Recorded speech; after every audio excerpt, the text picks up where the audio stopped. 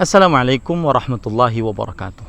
Bismillah, walhamdulillah, wassalatu wassalamu ala rasulillah, wa ala alihi wa sahbihi wa man walah. Ahibati hafidhakumullah, kaum muslimin yang saya cintai karena Allah. Semoga Allah subhanahu wa ta'ala selalu menjaga kita. Ini adalah pesan indah Ramadan 1441 Hijriah yang ke-24. Karena ini adalah hari ke-24 dari Ramadan penuh berkah 1441 Hijriah. Matahari terbit 16.19 waktu Indonesia Tengah, Banjarmasin. Sekarang saya membuat video ini pada jam 6.35. Silahkan lihat mataharinya.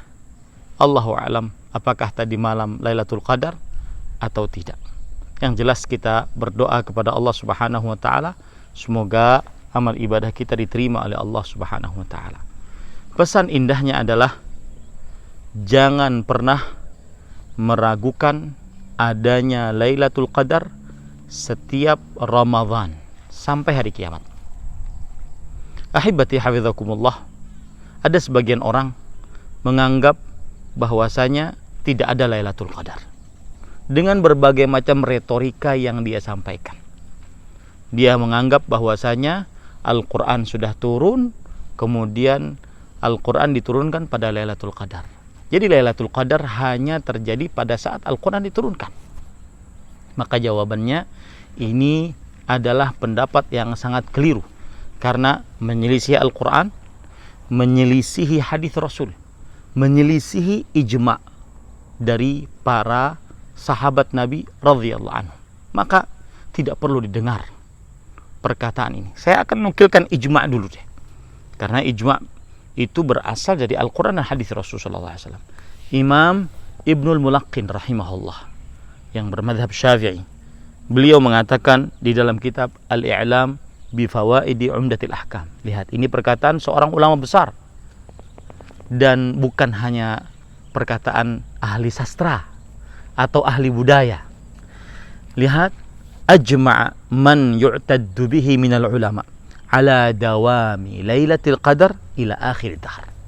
Artinya, telah bersepakat siapa saja yang dianggap dari para ulama tentang terus menerusnya adanya Lailatul Qadar sampai akhir masa. Ini menunjukkan bahwasanya Lailatul Qadar beribadah bertepatan pada malam tersebut diganjar dengan pahala lebih baik daripada 1000 bulan, itu akan selalu ada di setiap Ramadan dan di setiap 10 hari terakhir bulan Ramadan di setiap tahunnya. Jadi jangan sampai kita menganggap bahwa Lailatul Qadar hanya ada pada saat penurunan Al-Quran. Tidak. Ijma' ini berdasarkan hadis Rasul sallallahu alaihi wasallam. Itu hadis dari Ubadah bin Samit radhiyallahu an. Beliau bercerita, "Kharajan Nabi sallallahu alaihi wasallam liyukhbirana bi Lailatul Qadar, fatalaha rajulani minal muslimin." Nabi Muhammad sallallahu alaihi wasallam keluar menemui kita untuk memberitahukan kepada kita tentang Lailatul Qadar. Lalu ada dua orang yang sedang bertengkar dari kaum muslimin. Lalu beliau bersabda, "Kharajtu li ukhbirakum bi Lailatul Qadar." Aku keluar untuk memberitahukan kalian tentang Lailatul Qadar. Ingat, Lailatul Qadar ini Nabi Muhammad sallallahu alaihi wasallam memberitahukannya kapan? Saat di kota Madinah. Bukan saat beliau pertama kali mendapatkan wahyu di Gua Hira.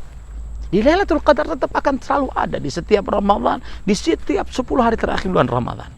Fatalaha rajulan, fulan wa fulan. Lalu ada dua orang yang sedang bertengkar.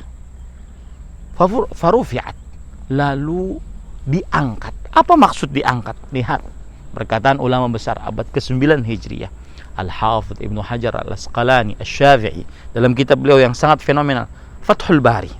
Ini Ini penjelasan-penjelasan para ulama, bukan dari kantong kita sendiri. Bukan hanya sekedar pintar bahasa Arab, pintar sastra Arab, kemudian menafsirkan Al-Quran seenaknya, menafsirkan hadis Rasulullah SAW seenaknya.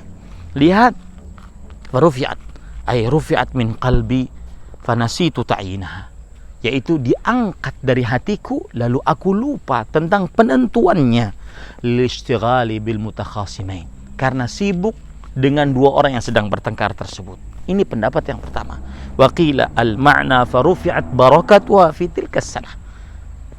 Dikatakan makna yang kedua, diangkat berkah Lailatul Qadar pada tahun itu. Pendapat yang ketiga, rufi'at ma'rifatuha, diangkat pengetahuan tentang Lailatul Qadar. Kemudian kata Al-Hafidz Ibnu Hajar, wal khulasah anna alladhi irtafa' huwa ilmu ta'yiniha tilka sanah, bahwa yang diangkat adalah pengetahuan tentang penentuan kapan terjadinya Lailatul Qadar pada tahun itu. Itu saja yang diangkat. Berarti sampai hari kiamat tetap terus akan ada.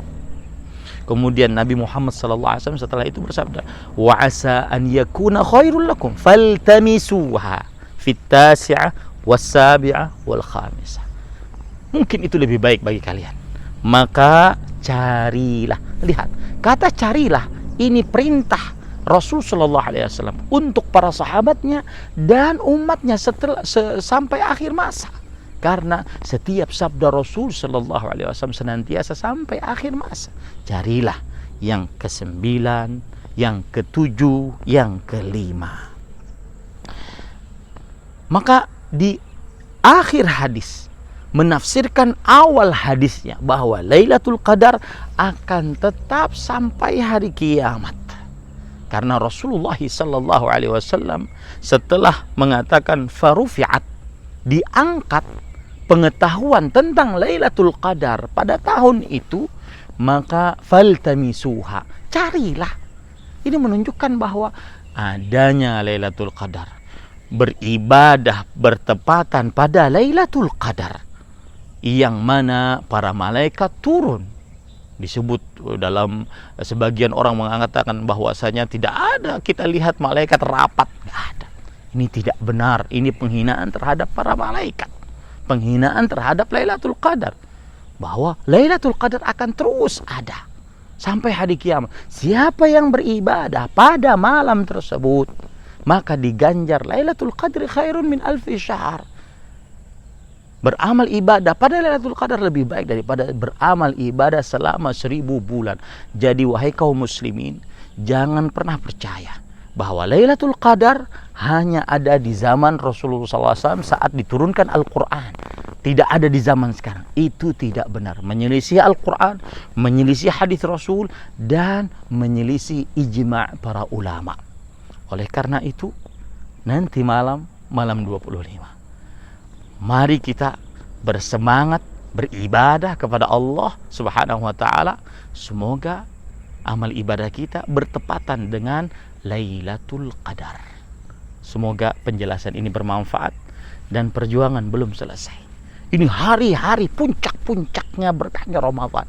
Saya sangat mengetahui betul, dan itu pun terjadi pada diri kami pribadi, bahwasanya saat tidak beriktikaf di masjid, saat kawan-kawan jauh, saat di rumah, saat bersama anak-anak, saat bersama istri, saat di samping ada kulkas, ada makanan, maka menjadi agak lemah untuk ibadahnya. Tetapi terus genjot bahwasanya saya ingin tetap beribadah pada 10 hari terakhir bulan Ramadan.